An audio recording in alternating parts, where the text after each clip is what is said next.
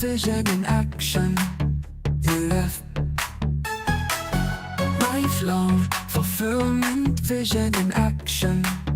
You left lifelong fulfillment, vision in action. Live. And welcome to another edition of Vision in Action Live. I'm Jim Boswell, your host for the Lifelong Fulfillment Initiative of Personal Development. I'm the author of Lifelong Fulfillment, Take Charge of Your Life, its companion website, and this podcast, Vision in Action Live. On this podcast, we focus on expert knowledge and solutions that contribute to individual personal development. These are the competencies that allow you to construct and pursue the complete vision of your best authentic life.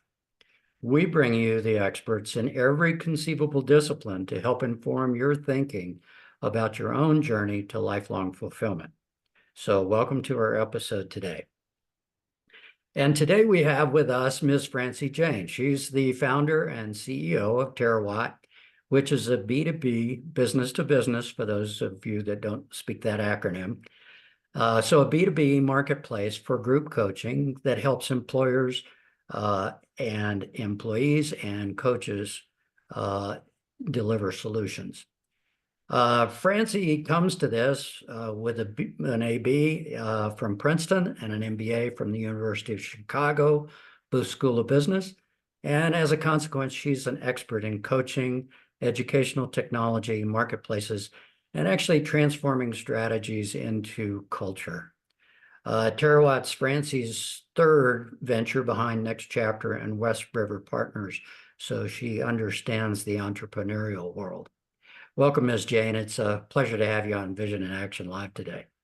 Thank you so much for having me. I'm just delighted to be here and jump into this conversation. Great. So we're going to talk about the future of work, learning, and development to try and bring individuals and corporation perspectives together so that everybody has a learning opportunity here. And so why don't we start out with an introduction about Terawatt. This is an interesting business model. I'm kind of interested in how that plays, if you can acquaint us with that. Yeah, my pleasure. So Terawatt, the easiest way to sort of orient yourself about what is Terawatt is I'd like to say we're kind of like Airbnb for executive coaching. So, which means that we are a marketplace. So that means we take a commission based on a match. So we're kind of a matchmaker. And we're not doing it with individuals, we're doing it with businesses, with employers.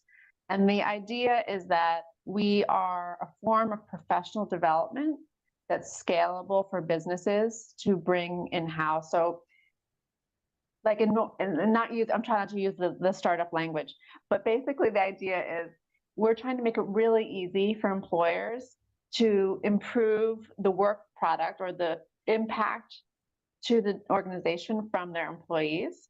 But what's interesting is that that's a goal that both employees and employers have. So right now, a huge driver of turnover in businesses is looking for professional development, is looking to grow in your career, right? So any organization that supports the professional development of employees is very intriguing to employees. But what's interesting is there's no downside for employers, because if you make your employee better, that contributes to the metrics and the growth of the organization. And it's really an investment in the organization. So what we are basically saying is, listen, we're making it really easy for you to bring in outside experts that are highly customized to the needs of your employees. So the one group that we think we can be really helpful with is, I call it the sophisticated middle. So these are people whose professional development is typically going to conferences or maybe zero. Maybe you're sending them to a big conference in Las Vegas, and you're paying for the conference fee, for the lodging, for the food, for the travel. And we say for like a fraction of that or the same amount, if you like to, let's use that as a budget, we can very easily do coaching for them for 6 months or a year in a larger group. So the difference is, one, it's no longer individualized. I mean, the goals are individualized, but the recipients are in a group. And the idea is group discussions where you're learning from an expert. So the individuals are splitting the rate of the coach. So let's say we've got a coach who makes $1,000 an hour. You could split that by 5 employees. You could split it by 40 employees. So you could do it virtually. You could do it in person. You know, there's a lot of different ways to work on that. But the idea is that these sophisticated middle people have access to experts who are very expensive, but it's made more affordable by bringing the group. And what we recommend is the group come from the organization, one organization, so that it could be, the groups could be made up of any which way. It could be sort of seniority level. It could be rising leaders. It could be affinity groups. It really could be any which way. But the thing is that we really think the best professional development is a result of an opting in by the employees. And so we work on that with employers. So really to summarize it all down, it's really just bringing group coaching to employers that's highly customized, but it's really easy for employers. So it's just making it really easy for employers to do what they would like to be doing, but don't have the bandwidth to do. Right. So what kind of subject matter experts would you have in your stable of consultants, advisors, and so forth? We have all kinds. So what I like to say is I like to have all the stars in the sky. So we have, you know, almost everyone overlaps on leadership, but then there are specialists as well. So like we have people who are experts in public speaking. We have professors of negotiation. We have psychology PhDs. We have people who developed their own like learning modules, just incredibly interesting people. And we don't have any real must-have for coaches, except that they must be talented. And that's kind of our secret sauce. But so, you know, we evaluate for talent. We do background checks. We do all sorts of social media checks. And we really want great coaches on the platform. But what's interesting is also our coaches want great coaches on the platform because they have reputational risk. Yeah. And so we're all in it together to make sure that like anyone we bring in is a really high caliber, because we don't want to lose the coaches we already have. So really could be anything. I like to start with employers by saying like, what's a problem you're looking to solve, or maybe a metric you'd like to change? Because I think that if you're not starting from a quantitative perspective, it all gets a little bit woo-woo and it's hard to evaluate if it's working or not.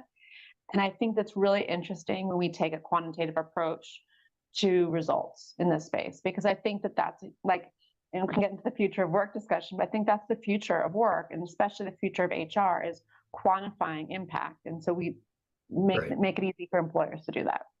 Right. And I wanted to mention for our audience, I had occasion to talk to you and Dr. Stephen Long, who is one of your experts, about the Prosperity Index. And that's kind of the mindset that you have about the way you work and how that might contribute to corporate success and your own. And I have to admit that was very enlightening, and very clearly as a PhD, you know, he is truly an expert, and it was great to hear that information.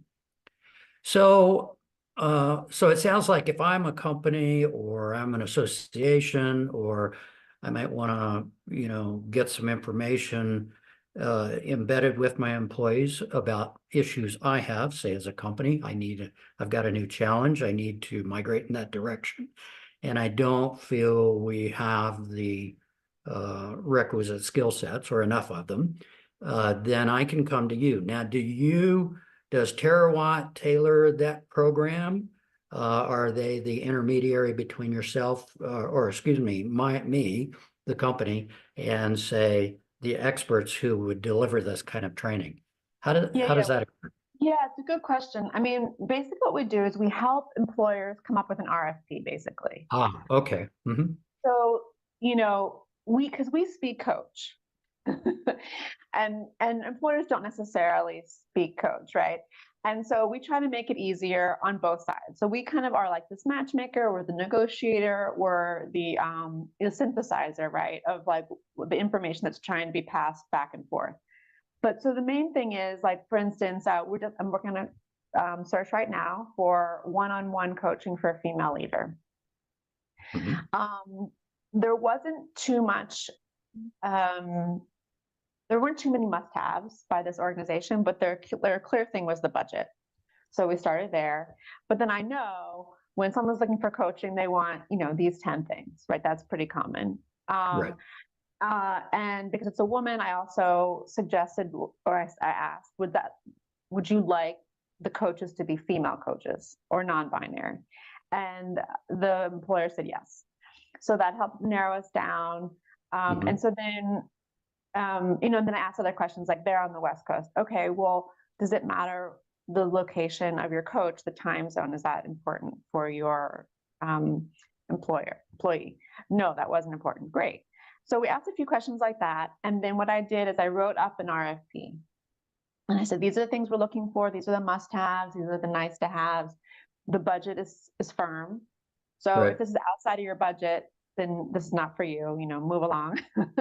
But if it's within your budget, please send us a proposal. And what I always say to the coaches is, we want you to lead with your expertise and educate the buyer about what you know about this exact situation and what you've seen work.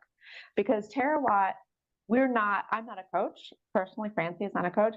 And I don't want to take a position, and Terawatt doesn't take a position on what is good, like what is a good way to coach. We just know who are talented coaches who can make impact in people's lives. And so then we let them tell the employer what they think. And so we just make it easier for them to communicate their ideas. And we want everyone to be a star and to be unique and individual, because, if I'm a buyer, I want to be educated about, like, maybe why I was wrong about something I said in the RFP or some assumption I had, Yeah. or I want to learn about why they had a unique experience that's actually perfect for this situation. And so I want all of that to come out. So we send out an RFP, and just say, I read an RFP, I send it to the employer, and I say, is this accurate? Is this kind of what you had in mind? Does this feel like, if I sent this out to coaches, would you feel like this represents your wishes? And the person who was my contact said, yes, that's great, go for it. And so then I reached out to all of our female and non-binary coaches. They're not my employees, excuse me.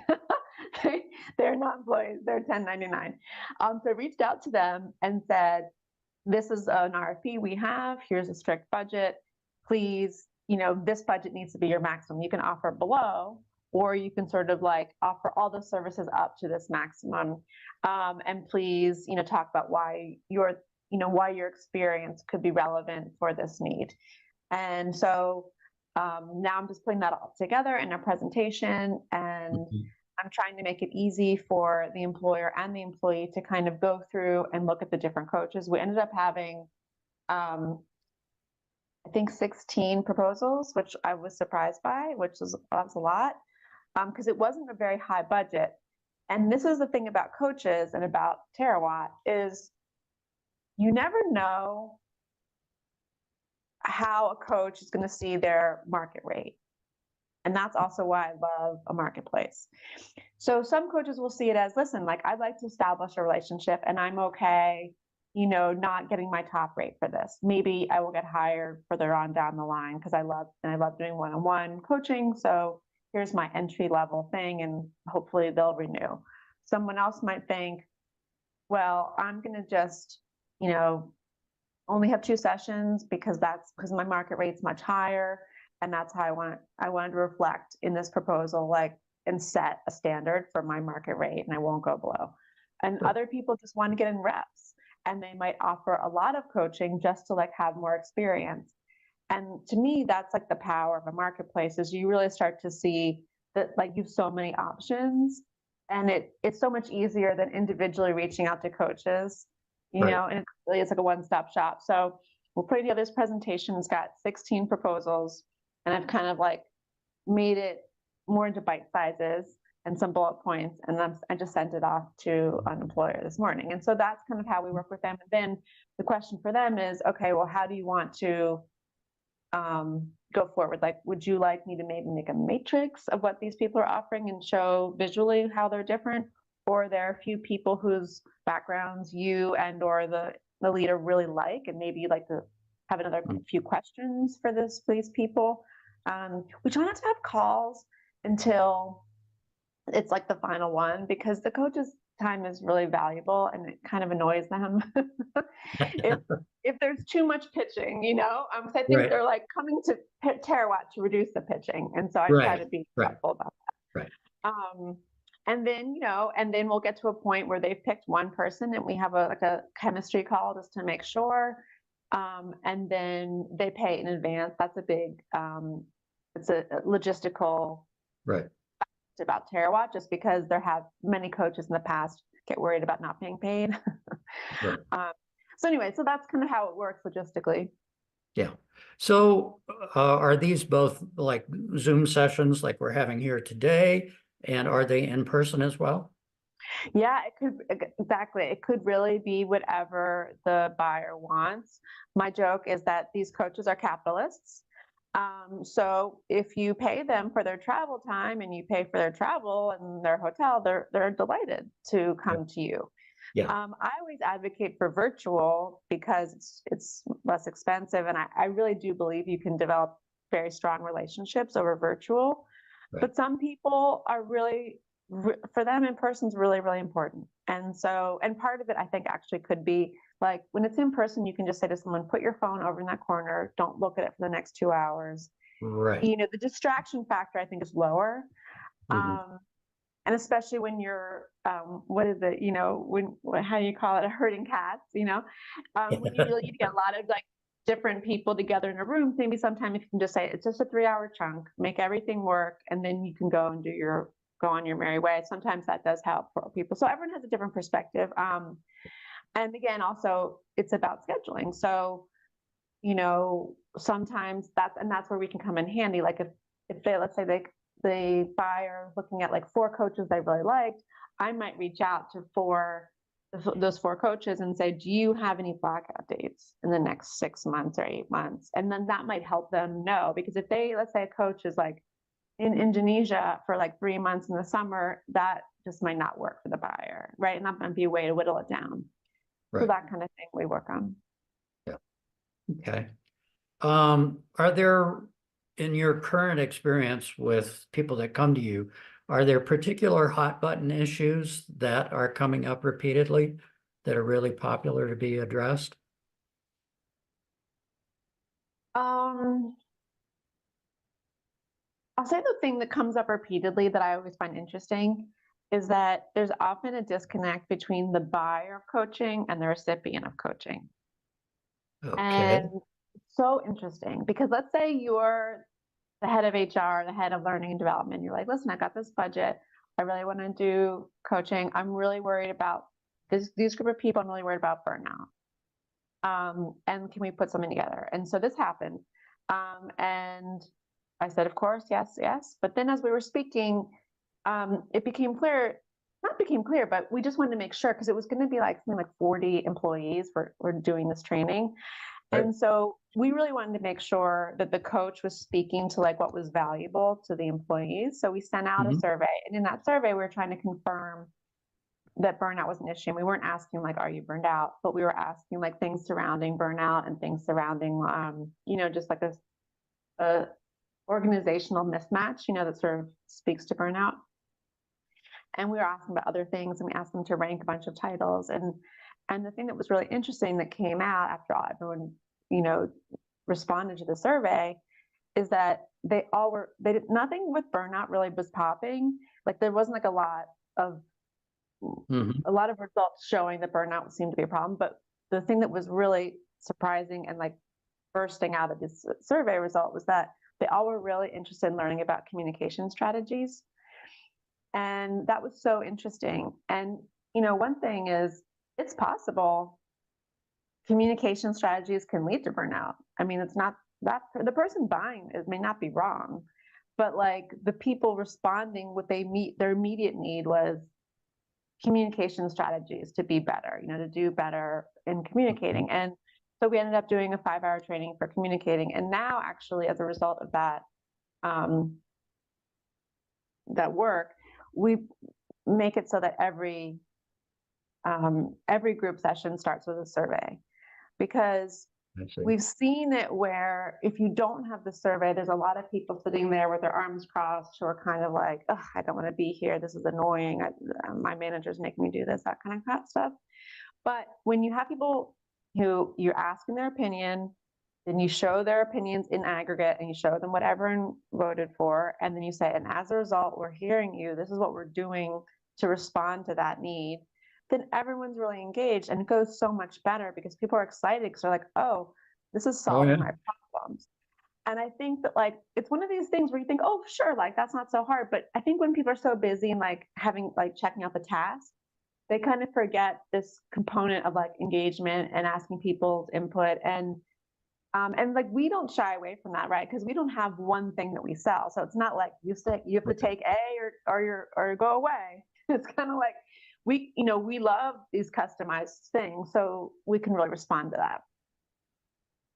So, from an industry perspective, this type of training has been around for decades, though not delivered the way you're delivering it, more one-on-one through the HR department, et cetera. And in fact, I've received some of that myself in the old fashion. Do you see that this is a burgeoning market for this type of training? And let's add to that the issue of, it seems there is just a whole lot of friction in the marketplace in general between employees or potential employees and corporate directions, and what's minimum and what's maximum, that kind of thing. Yeah. I'm wondering what's the market dynamics in general here that you have to address? Well, for one thing, yeah, I mean, for one thing, I'll say that I think, we love to talk about the future of work. And one of the things in my mind for the future of work is choice, employee choice. Mm-hmm. And I think this really plays into that really well. And especially if organizations are dealing with Gen Z dynamics, which is they expect more choice, they expect more customization, they expect professional development. This is we see this as like a very easy plug-in and kind of meeting employees like where they are, instead of saying like, okay, you want professional development, like we have a contract with Franklin Covey, so you can pick A, B, or C. It's not like we don't have set options, we don't have a set menu even. It's kind of like, we just have ingredients and we can be as creative as you want.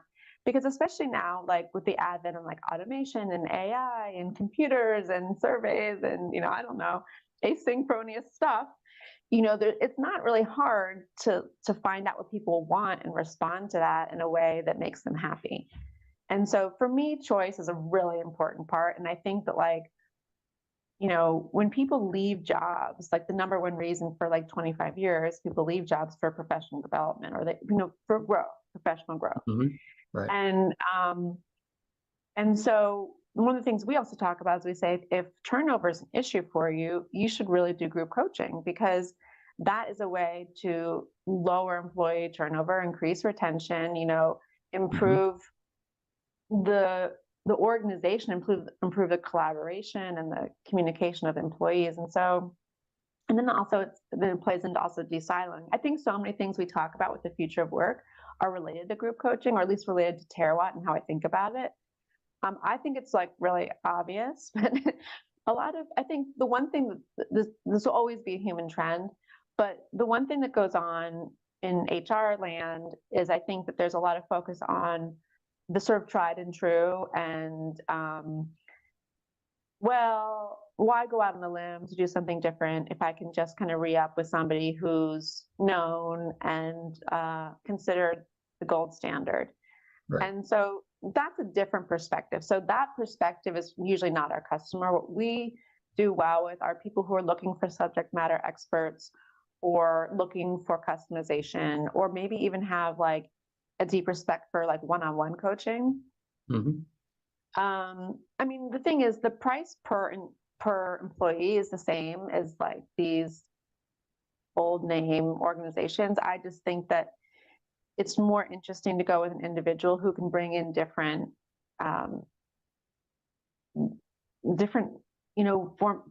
formulas or different ways, different personal assessments, different modalities, different ways to talk to people.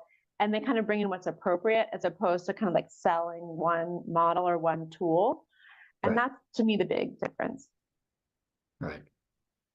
Yeah, because as I remember it, it was pretty much one model. And if you were going to train in another one, that's another class altogether. So, yeah. Okay. Well, and also one thing I'll add, this happened, was also interesting. So we did have one client who also was like, oh, I want to pick this coach, but I'm really interested in, I forget the name of it now, but like this one book and this one way of thinking about coaching, right? This one way of understanding communication. And so what we were able to do is marry that with the coach's, program or how they were responding to the employees. And the idea is that it doesn't have to also be in a vacuum. You can say they have learned X, Y, and Z, and please incorporate that into what you're working on so that that knowledge they have in the past is sort of tied into what they're learning now. And it's not in contradiction or, doesn't make them question what they did before. It doesn't feel like boomeranging or anything like that. And so we'd love to do that kind of stuff as well. Coaches love that. Yeah. Yeah. So this is primarily sold to businesses and so forth. So if I'm an employee, if you're doing that or planning to do that, that becomes a selling point, if you will, for me as an employee. I like it because my company's doing it. I gain benefit and hopefully can mobilize on some of the skills presented and so forth. Do you have any answer or any suggestion to those people who are in pretty small organizations or are trying to accumulate this knowledge base, on their own? Is there any kind of offering there or any suggestions that you might have for individuals? Sure. Well, for one thing, the way we set up the website is we connect all of our vetted coaches, so background checks and all that stuff. We connect to their professional websites and areas. So like we connect to their LinkedIn, to their professional website, if they have it, a podcast. And so we do that, because they're experts. We're not trying to hide who they are, right? We're not trying to underpay them and make a spread. We think that like we added service to the coaches, so they want to use us. And but one of the reasons we do that though is so that individuals who maybe aren't part of a large group or who just want to work on themselves, they can learn from that coach. So like, if you want to hire that coach for one-on-one coaching, more power to you. That's not really like our main thing, right? We mostly want to be doing group, and we want to be doing like at scale. So for instance, we have this great coach named Christina Blacken. So she's on our website, under the coaches page. You can click through, takes you to her website. She has a ton of asynchronous learning that you can do through her direct, more power to you. Yeah. And a lot of coaches do that because for them, as they get better and more in demand, they have to figure out how to use their time effectively. Right. And there becomes a supply demand thing going on. Whereas the more you're well known and you're kind of writing books or doing whatever, the only thing that doesn't change is your time. And so like the prices go higher because like you're trying to figure out demand. But one way to keep the price low is to do these asynchronous learnings that a lot of the coaches have, or buy their book or whatever their case may be. And that's a way like dip your toe in without making a big investment. And so that's why I have that open on the website, is because, I really believe these are like excellent coaches, and I want to be a repository of like where I think the best coaches reside on one website. And like, that's us. And if you use us for group coaching or just to do your own lower cost thing, like more power to you. I think that that's like a resource. That's why we have it as a resource, the community. That's great that you do that. That's yeah, that can let an individual, dig into their needs. Yeah, that's great. Two other things I wanted to chat with you about. One is, AI is being discussed everywhere and anywhere. and what will it look like? And there's a lot of maybe energy behind it, but there's a lot of consternation too. Do you see that as immediately having any role in what you're doing and training? Yeah, so let me just start by saying I love ChatGPT. I use it a lot for writing and for kind of synthesizing and making things more succinct. And I think it's an incredible tool. And I also think it's a great tool for learning a concept, like in your brain. You know, like there's this a podcast rather that I listen to. It's like a tech podcast, and one of the guys who speak on it has been doing a meditation practice and using like Claude to give him feedback on his meditation practice. That is incredible use of AI, right? Because it's like, you know, you're saying, hey, Claude, he's saying, hey, Claude, I did this thing yesterday. I'm finding I can't go, you know, I'm just making this up. I can't go past 5 minutes. What are some things I can start doing to like help me get deeper in my meditation practice? And then Claude comes back with suggestions. He tries them, then he goes back and says like how it worked or what other suggestions does Claude have. That's like a great use of AI. And people in the tech space often talk about, oh, AI coaching, how great will that be?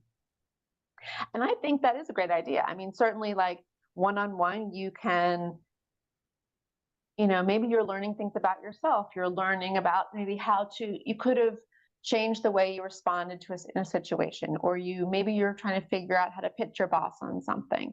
All of that are great uses of AI, and that's coaching, right? I think that the downfall for AI is that it's as much as we would love to like kind of hook it up to our brain, it doesn't exactly work that way. So you still have to like be a human in a human world. So, you know, like what happens then when you're in the moment? Are you going to pause that conversation and go to your phone and try to figure out how to respond to this person where you're having a disagreement? That seems unlikely. You know, there's a component about having to live in the world and do things in real time. And then there's also a component of learning from other humans. And I think, you know, the way adults learn, like the adult pedagogy, basically there are like a few like pillars. And one of the things that helps adults learn is like teaching, which is like means that you have to synthesize yourself in order to teach others. And it's also reflecting, discussing, you know, and even like just connecting with other humans. And so I think that it's like one component of learning, which is really, really valuable. But there's also this really important part about just like living in the world as a human, and there's no substitute from learning from humans.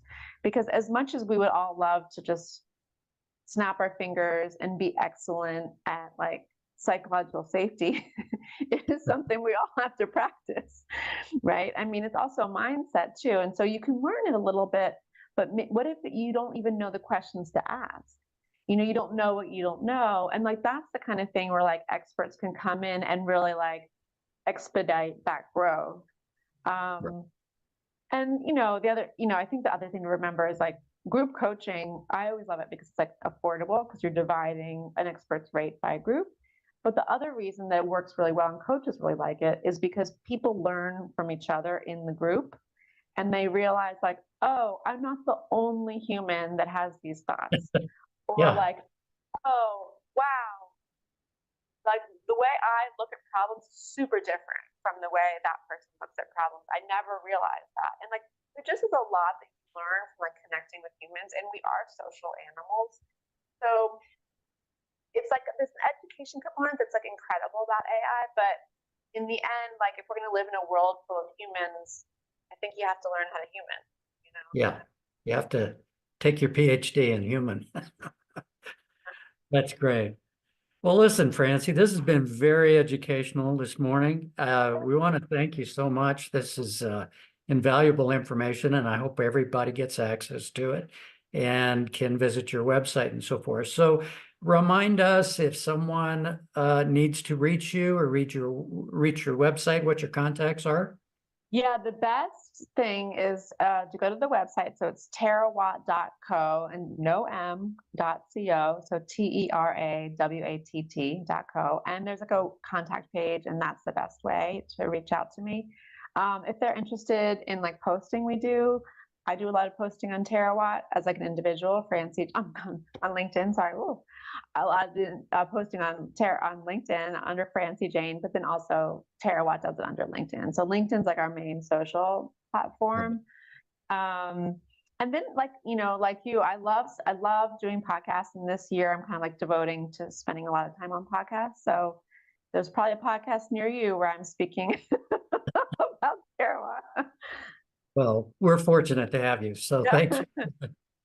Okay, well, I think we'll let you go, and hope to see you again soon. Okay, thank you so much, Jim. Bye there. Well, thank you for joining us today. I want to thank our guest, Ms. Francie Jane. Really interesting perspectives that we all can benefit from. And thank you for attending.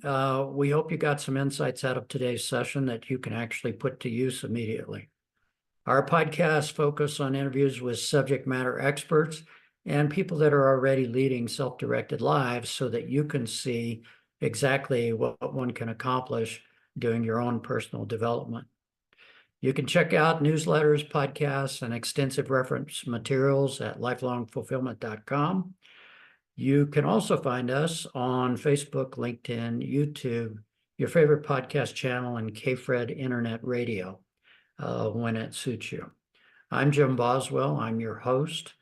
And until next time, ask yourself, what's your current personal development priority? Thanks. Look forward to seeing you again. Lifelong fulfillment, vision in action. You left. Lifelong fulfillment, vision in action.